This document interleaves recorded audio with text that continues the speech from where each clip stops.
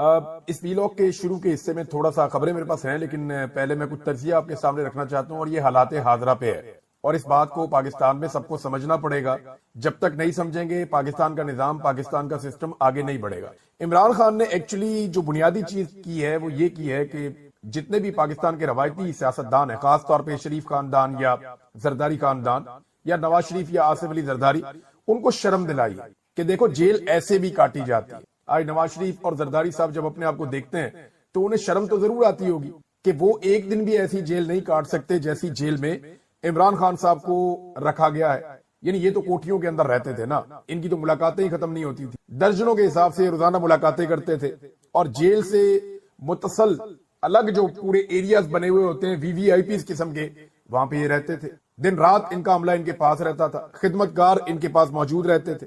حالانکہ ذوالفقار علی بھٹو صاحب نے ایک سخت جیل کاٹی، لیکن ان کی بھی ملاقاتیں نہیں روکی گئیں، فیملی کے ساتھ ان کی ملاقاتیں ہوتی رہیں۔ یہ پہلی مرتبہ ہو رہا ہے کہ ایک لیڈر کو اس کی فیملی سے ملنے نہیں دیا، بچوں سے بات ہی نہیں کرنے دی جاتی، ہر طرح کی سہولتیں اس سے چھین لی گئی ہیں، اس کو تنہائی کے اندر رکھ دیا جاتا ہے، بعض اوقات کئی دن کے لیے اس کو اس کے سیل کے اندر بند کر دیا جاتا ہے۔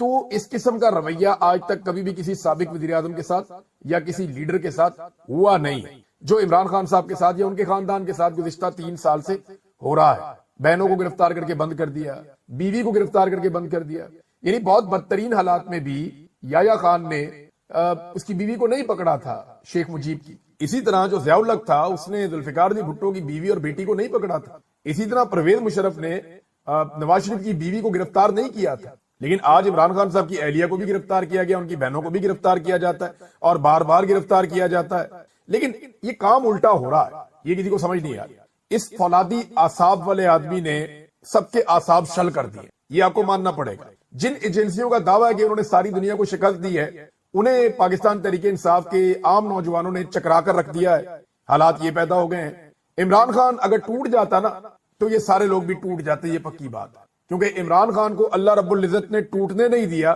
تو وہ دوسروں کے لیے بھی حوصلے کا اور صبر کا باعث بن گیا۔ عمران خان ایک ذریعہ بن گیا جس سے لوگ انرجی لے رہے ہیں، کیونکہ وہ خود نہیں ٹوٹا۔ دوسری پولیٹیکل پارٹیز میں ایسے ورکر پیدا کیوں نہیں ہوتے جیسے پاکستان تحریک انصاف میں پیدا ہو گئے؟ دیکھیں، ذوالفقار علی بھٹو کی شہادت نے پیپلز پارٹی کو بہت سارے ایسے ورکر دے دیے تھے جو بڑے لمبے عرصے تک پیپلز پارٹی کے کام آئے، کیونکہ بھٹو ٹوٹا نہیں نا۔ اس نے کہا جی پھانسی دے دو، ٹھیک ہے پھانسی ہوگی اس کی، بے شک بھٹو کا ماضی بہت خراب ہوگا، لیکن الٹیمیٹلی بھٹو نے پھانسی قبول کی، ڈیل نہیں کی ضیاء الحق کے ساتھ۔ اب عمران خان ڈٹ گیا ہے، یہ کام زرداری سے بھی نہیں ہوا اور یہ کام نواز شریف سے بھی نہیں ہوا، لہذا ان کے پاس ورکر پیدا ہی نہیں ہو پا رہے، ان کے پاس ورکرز بن ہی نہیں پا رہے، اور پاکستان تحریک انصاف کے ورکرز اتنے مضبوط ہیں، اور ان کی مضبوطی کی واحد وجہ عمران خان صاحب کا ہے کہ وہ ایک آندھی اعصاب کا مالک ہے، فولادی اعصاب والا، اور وہ ڈٹ کر کھڑا ہو گیا۔ یہ سلسلہ میں آپ کو ایک بات بتاؤں بڑھتا جائے گا، لوگ متنفر ہوتے جائیں گے اور موقع کی تلاش میں رہیں گے۔ جیسے لوگوں کو 8 فروری 2024 کو ایک موقع ملا تھا اور انہوں نے اسٹیبلشمنٹ کو چاروں شانے چت کر دیا تھا۔ دیکھیں، کھیل بھی وہی پرانا ہے، کھلاڑی اور تماشائی بھی وہی ہیں، میدان بھی وہی ہے، لیکن اس مرتبہ میدان میں ایک اصلی کھلاڑی اترا ہے، ایک شیر کا بچہ جس نے میدان میں کھیل کا پانسا ہی پلٹ دیا ہے۔ بے ایمانی اور فراڈ سے جیتنے والوں کا عمران خان نے نقاب نوچ دیا ہے۔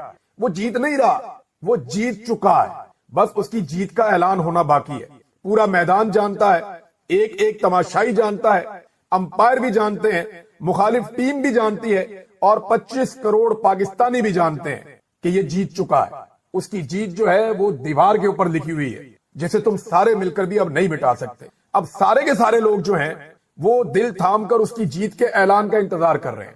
اور ایک بات میں آپ کو بتا دوں کہ جب تک آپ اس کی جیت کا اعلان نہیں کریں گے، یا جب تک اس کی جیت کا اعلان ہو نہیں جائے گا، آپ اس کھیل کو یا اس نظام کو آگے نہیں بڑھا سکتے۔ چاہے آپ اکانومی کو اوپر لے جائیں، نیچے لے جائیں، تباہ کر دیں، ٹھیک کر دیں، دہشت گردی زیادہ ہو جائے، کم ہو جائے، ملک کا کچھ بھی ہو جائے، یہ نظام نہیں چلنے والا جب تک کہ عمران خان صاحب کی جیت کی اناؤنسمنٹ نہیں ہو جاتی۔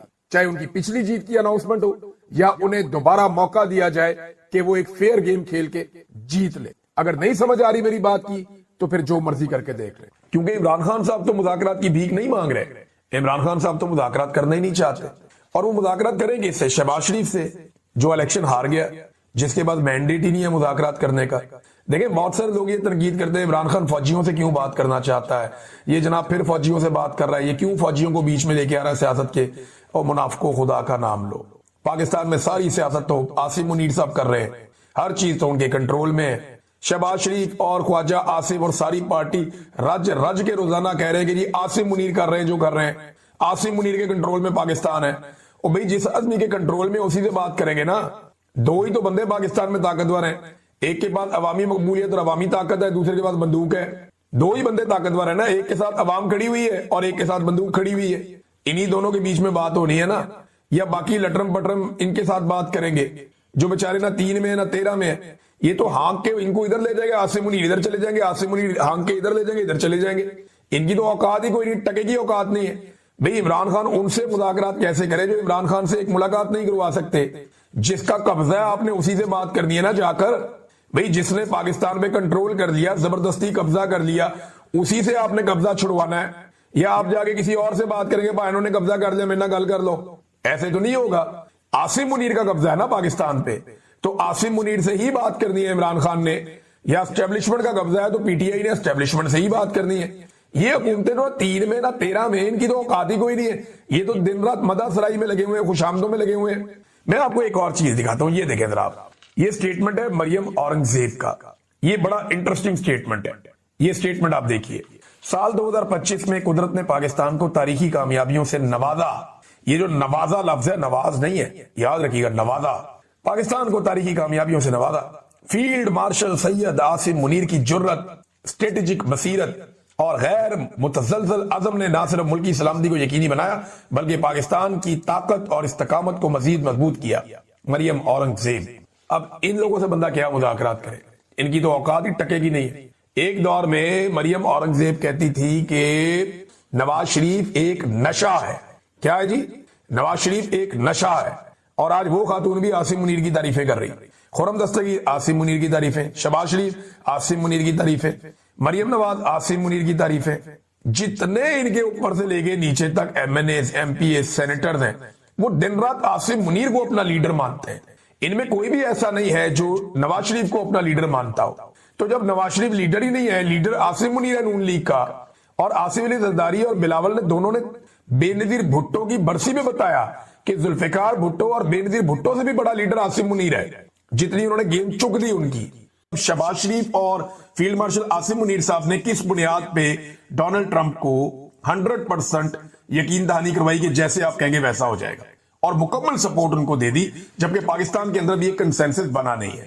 ناظرین, پاکستان میں سب سے زیادہ جو کٹ لگ رہی ہے نا, وہ مولویوں کی لگ رہی ہے, جنہوں نے ساری زندگی پاکستانیوں کو چورن بیچا کہ جناب ہم یروشلم جا رہے ہیں, ہم نے یہ کر دینا ہے, ہم نے وہ کر دینا ہے. کوئی نام لے کے دکھائے, کوئی یہ کر کے دکھائے, کوئی یہ والی بات کر کے دکھائے, ہم وہ کر دیں گے. ادھر جناب شہباز شریف صاحب کے فوٹوز آ رہے ہیں بہترین قسم کے, خوشگوار موڈ کے اندر, امریکن جوش کانگریس کے صدر کے ساتھ, اور جناب ساتھ وفد کے اندر ایک خاتون موجود ہیں جو پرو اسرائیل ہیں بہت زیادہ, اور ان کو ایکسیس بھی ہے شہباز شریف صاحب کے جو ہے وہ سیکرٹ فائلز تک, اور وہ یہ کلیم بھی کرتی ہیں کہ پاکستان اسرائیل کو تسلیم کر لے اور کر لے گا. تو یہ بڑی انٹرسٹنگ چیزیں. لیکن اس کے اوپر جو سب سے زیادہ مزہ آ رہا ہے نا, وہ مولویوں کا آ رہا ہے, جنہوں نے ساری زندگی قوم کو بیوقوف بنا کے مال بنایا. یہ ملا ملٹری الائنس نے مل کے قوم کو بیوقوف بنایا, اور قوم کو یہ کہتے ہیں کہ اپنے جناب فلانی بھی جنگ لڑنی ہے تو فلانی بھی جنگ لڑنی ہے, اور انہوں نے بڑی بڑی تقریریں کی. لیکن آج یہ دونوں بالکل ایسے چپ بیٹھے, سمم بکمن, یعنی بالکل خاموش, چپ گمسم, چونی نکل رہی ان کی.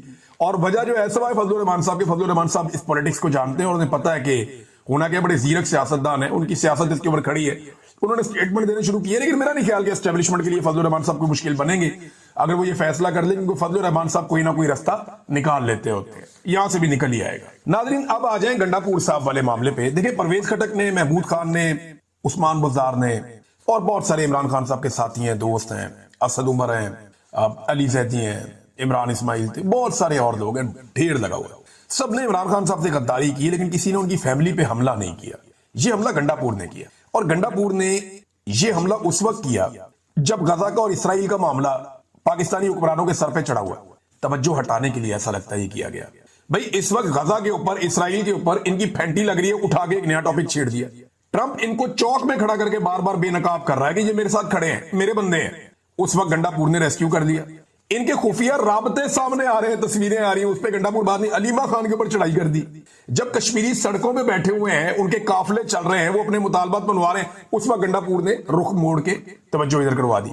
जब कॉमनवेल्थ की रिपोर्ट आई जिसमें साबित हो रहा है कि पाकिस्तान के अंदर एक जाली रजीम है जिसको धांधली के साथ लाकर बिठाया गया है, और इतनी लेट वो रिपोर्ट आई, इस पे बात करने के बजाय फिर अलीमा खान। ये फैमिली पे इतना बड़ा हमला इन्होंने कर दिया गंडापुर साहब को। कोई भी अक्लमंद आदमी हो तो आपको लगता है कि वो ये इल्जामात अपने मुंह से दोहराएगा? यानी गंडापुर साहब को अकल नहीं है। इन्होंने क्या किया कि वीडियो बना के वो तमाम इल्जामात जो इन्होंने इमरान खान साहब के सामने बैठ के अलीमा खानम पे लगाए, वो वीडियो बना के उनको रजिस्टर कर दिया कि हाँ मैंने लगाए। अब ये उससे भाग ही नहीं सकते, ये उससे भाग ही नहीं सकते। और मैं जितना अलीमा खानम को जानता हूं या इमरान खान को जानता हूं, इमरान खान इनको टके की सियासत नहीं करने देगा अपने बलबूते के ऊपर, इन्हें कोई सियासी पोजीशन नहीं देगा। ये बहनें उस वक्त भी निकली थी जब परवेज मुशर्रफ का दौरे हुकूमत था, और उस वक्त भी इनको मर्दाना पुलिस ने पकड़ पकड़ के गाड़ियों में डाल के गिरफ्तार किया था। इन्होंने तब भी अपने भाई के लिए आवाज उठाई थी, अपने भाई के हर जलसे में ये जाती रही इमरान खान की बहनें। अल्टीमेटली जब इनका भाई वजीर आजम बन गया तो इनका कोई किरदार नहीं था, उसके बाद जीरो, कोई किरदार नहीं। तो आइंदा भी यही होगा, और गंडापुर साहब परेशान होंगे कल को कि अब मैं अपने अल्फाज वापस कैसे लूं। गंडापुर साहब ने अपने पांव पे बहुत बड़ा कुल्हाड़ा मार दिया, उनको आइडिया नहीं है। इमरान खान का और अलीमा खानम का ताल्लुक 7 दहाइयों का है, 70 साल से ज्यादा हो गए इन दोनों बहन भाइयों को इकट्ठे। क्या ये एक दूसरे को नहीं जानते होंगे? ये जुमा 8 दिन आ गए गंडापुर साहब, तो वो जाकर इमरान खान को कहेंगे अलीमा खानम के बारे में, और इमरान खान मान लेंगे। उन्होंने हंसते हंसते सारी कहानी अलीमा खान को सुना दी और कुछ कहा भी नहीं, बल्कि अलीमा खान ने बाहर आके वो सारी कहानी पब्लिक को बता दी। अब मैंने इसके ऊपर भी एक सर्वे करवाया, बड़ा इंटरेस्टिंग है, ये भी देखे आप। मैंने आवाम से पूछा, मैंने कहा पता तो करें कि आपके ख्याल में सच्चा कौन है, अलीमा खानम या गंडापुर? लो जी, 95% लोग कह रहे हैं कि अलीमा खानम सच्ची है, और 5% लोग कह रहे हैं कि गंडापुर सच्चा है। ये बड़ा, इससे ज्यादा क्लियर मेरे पास कभी कोई सर्वे नहीं आया। गंडापुर साहब की जो अवाम के अंदर सच्चाई की एक वो रह गई है ना, कि 5% लोगों को लगता है कि गंडापुर सच्चा, 95% लोग गंडापुर को झूठा समझते हैं। ये गंडापुर साहब ने वाकई अपने पांव पे कुल्हाड़ा मारा। नाजरीन, शहबाज शरीफ साहब ने एक वारदात की और वारदात पकड़ी गई। ये बड़ी इंटरेस्टिंग वारदात है। इन्होंने किया ये कि इमरान खान साहब का जो वो पड़ा हुआ था ना अक़वाम मुत्तहिदा के अपने यूट्यूब ऑफिशियल चैनल के ऊपर, वो सबसे ज्यादा इमरान खान साहब की तकरीर वहां पे देखी गई आज तक, वो 7.5 मिलियन के करीब है शायद। इतना ज्यादा लोगों ने इमरान खान साहब को वहां पे सुना। अब शहबाज शरीफ साहब का ना 1.5 लाख पे जाके कोई 1.25 पौने 2 लाख के बीच में जाके रुक गया था, आगे बढ़ ही नहीं रहा था। अचानक जनाब सुबह पता चलता है कि ये तो 13 लाख पे पहुंच गया। ये 13 लाख पे कैसे पहुंच गया? फिर लोगों ने रिसर्च करना शुरू किया। डिजिटल दौर है ना, बड़े बड़े टेक्निकल लोग बैठे हुए हैं। तो अब सोशल मीडिया पे ये क्लेम किया जा रहा है सबूतों के साथ कि जनाब ये इश्तिहार बना के किया इन्होंने, यानी इस शहबाज शरीफ की वीडियो का इश्तिहार बना के वीडियो में डाल डाल के चलवाते रहे, और वो व्यूज इनको आते रहे। वो कोई 10 सेकंड का व्यू होगा, कोई 15 सेकंड का व्यू होगा, लोग स्किप कर देते हैं, आगे निकल जाते हैं। तो इस तरह की कहानी लोग सुना रहे हैं। मैं इसको टेक्निकली नहीं जानता ये क्या चीज है, लेकिन जो टेक्निकल लोग हैं वो बार बार सोशल मीडिया पे क्लेम कर रहे हैं। मैं कभी ये इश्तिहारबाजी में पढ़ा ही नहीं, मुझे पता ही नहीं इसका, मैं इस साइंस को भी नहीं समझता। मुझे सिर्फ ये काम अपना जर्नलिज्म करना आता है। ये वीडियो की अपलोडिंग भी कोई मुझे कहेगा तो मेरे से ये भी नहीं होती, वो भी अलग लोग हैं जो करते हैं। तो ये जो शहबाज शरीफ साहब के व्यूज हैं, इनके बारे में पोल खोल दिया पकड़ के सोशल मीडिया के ऊपर। जो टेक्निकल लोग हैं उन्होंने कि जनाब ये पैसा कौम का खर्च कर करके, पैसा इसके अंदर इंजेक्ट करके डाल के इन्होंने इसके व्यूज बढ़ाए, ताकि इसहाकडार ये कह सके कि देखो शहबाज शरीफ को कितना ज्यादा सुना गया। ये है नाजरीन, एक के बाद एक इनकी वारदात पकड़ी जाती है। अब नाजरीन, इमरान खान साहब ने अडयाला से बयानात भी दिए हैं, वो बयानात मैं आपको अगले वीलॉग में बताऊंगा। लेकिन पेट्रोल और डीजल फिर महंगा हो गया, और अब इनके पास कोई और हल नहीं है। मईशत की जितनी तबाही हो गई है ना नाजरीन, कोई जितनी मर्जी अच्छी हुकूमत हो, ये चीजें महंगी किए बगैर अब वो इस बहरान से निकल ही नहीं सकते। ये बहरान पैदा किया हुआ किसका है? मिलिट्री एस्टेब्लिशमेंट का और पीडीएम की सियासी जमातों का। इन्होंने अच्छे खासे चलते हुए मुल्क का भट्टा बिठा के बेड़ा गर्क कर दिया। अब इतना बेड़ा गर्क कर दिया कि जिसकी मर्जी हुकूमत आ जाए, इसमें इनका कसूर नहीं है। इनको कीमतें बढ़ानी ही पड़ेंगी चीजों की। ये बहुत मुश्किल है कि कीमतें नीचे जाएं, ये बहुत मुश्किल है कि हालात लोगों के लिए आसान बने। महंगाई लोगों को अब झेलनी पड़ेगी, क्योंकि लोगों ने इन हुक्मरानों को बर्दाश्त किया है। अगर पहले दिन इनके खिलाफ खड़े होकर इनको मार देते ना बाहर, इनको निकाल देते बाहर जमहूरी तरीके से, बाहर आके सड़कों पे, तो शायद इतनी तकलीफ बर्दाश्त ना करनी पड़ती, लेकिन अब करनी पड़ेगी। इस वीलॉग में मैं आप तक कुछ खबरें पहुंचाऊंगा जो इंपॉर्टेंट हैं, और कुछ नई चीजें मैं आपके सामने रखूंगा। नंबर 1 तो जो कश्मीर में इस वक्त चल रहा है वो बहुत इंपॉर्टेंट है। इसराइल फलस्तीन का मामला, पाकिस्तान का रोल उसके अंदर, और पाकिस्तान में जो फड्डा पड़ गया वो आपके सामने रखेंगे। गंडापुर گنڈاپور نے کیا کیا، کیوں کیا، اور اب اس کا ریئیکشن کیا آنے والا ہے، دیگر بھی کچھ خبریں ہیں، لیکن سب سے پہلے جو کشمیر کے حالات ہیں، جتنے بھی آزاد کشمیر کے شہری ہیں وہ مختلف شہروں سے نکل کر بہت بڑے پیمانے پر گروہوں کی شکل میں اب مظفر آباد کی طرف بڑھ رہے ہیں، اور ایک عجیب اتحاد دیکھنے میں آ رہا ہے جو اس سے پہلے ہم نے نہیں دیکھا۔ رکاوٹیں یہ گراتے جا رہے ہیں، ان کے اوپر فائرنگ کی گئی، گرفتار کیا گیا، تشدد کیا گیا، جگہ جگہ رکاوٹیں کھڑی کر کے ان کو روکنے کی کوشش کی گئی، لیکن آزاد کشمیر کے شہری جو ہیں وہ آگے بڑھتے جا رہے ہیں۔